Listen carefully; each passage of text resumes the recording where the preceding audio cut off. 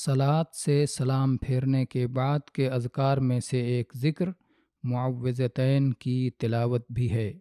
معوذتین یعنی قل اعوذ برب الفلق اور قل اعوذ برب الناس کی صورت۔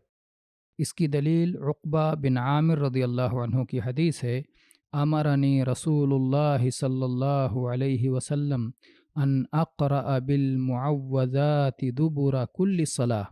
اسے امام ابو داود نے روایت کیا ہے، حدیث نمبر 1523، اور علامہ البانی نے اس کی سند کو صحیح قرار دیا ہے، اور ان سے پہلے امام ابن خزیمہ اور امام ابن حبان نے بھی اسے صحیح قرار دیا ہے۔